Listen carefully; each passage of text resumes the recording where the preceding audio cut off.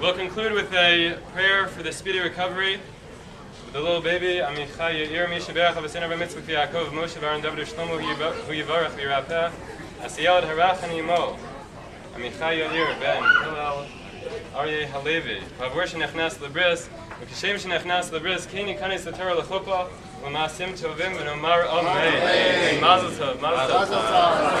The Kvaters are invited to come back to restore the baby to Mommy.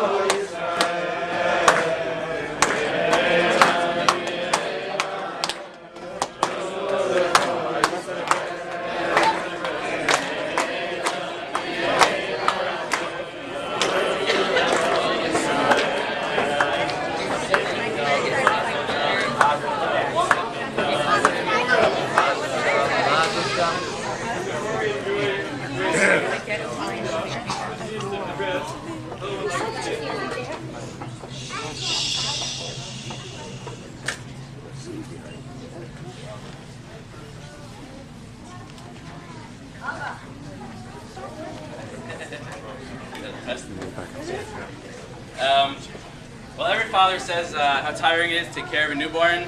I knew that I was going to be fine, going days, no sleep, and running like crazy, because that's what we do at conventions all the time. But I was very wrong. So I'd like to thank all of you for coming today on such short notice. Yesterday evening they released us from the hospital. We put together the bris for today, basically overnight.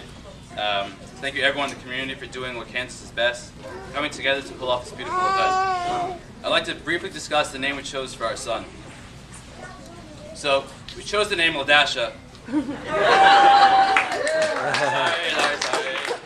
Wrong speech. As a backup, sorry. This past Friday night, Oprah and I went to the NICU to bless Amichai for the first time. As many parents bless their children Friday night before eating dinner. And the blessing goes, may you be like Ephraim and Menashe. So looking at the bracha, it's kind of, it's a nice bracha, but it's kind of odd at first. Because out of all the 12 tribes, why were these two sons of Joseph chosen to be blessed? And we use that blessing, for generations on. Looking into Ephraim and Menashe, they had two very special traits. First of all, they were known to make decisions not based on what is good for me, but rather what is good for the Jewish people. Something your family and this community will be great at showing you how to do, Amichai. The second thing they were known for was that Joseph raised his whole family in Egypt. They didn't go to Israel and leave. They grew up exposed to the Egyptian culture all around them. And yet they didn't let it influence them and their morals, and they maintained their righteous behavior. Our blessing to our new baby and to all of us is to use Ephraim and Menashe as examples in how to live in a society with lots of conflicting messages, and yet remain strong to what is true and keep your morals and priorities intact. Don't let the outside world affect what is important to you. We chose the name Amichai, which means, my people are alive and strong. Oprah and I are so happy to be part of a great community, and nowhere is this phrase more apparent than here in Kansas City.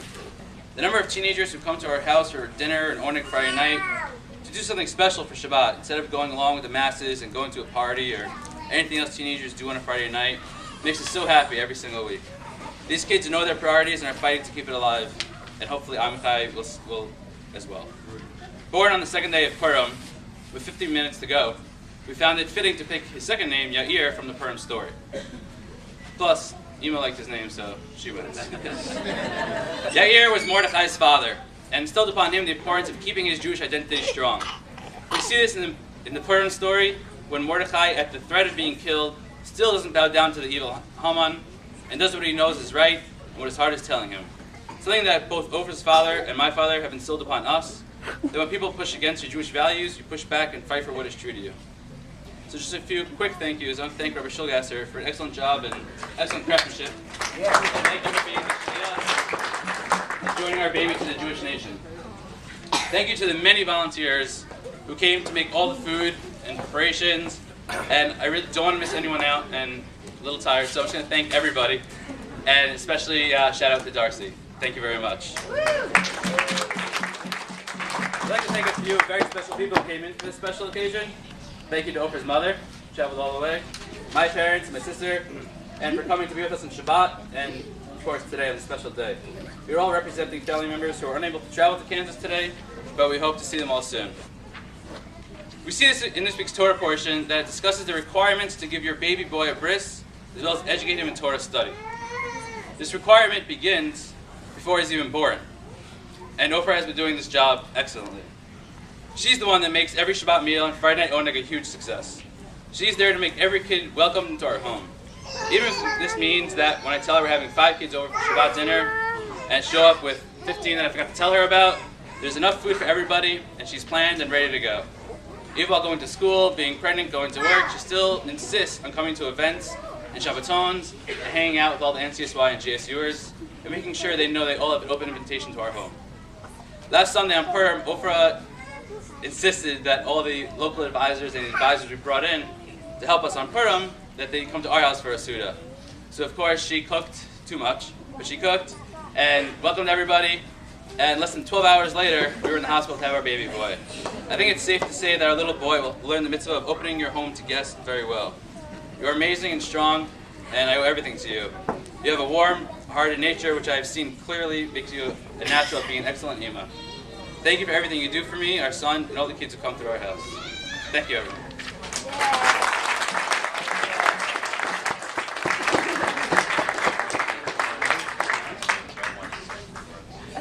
We can all eat.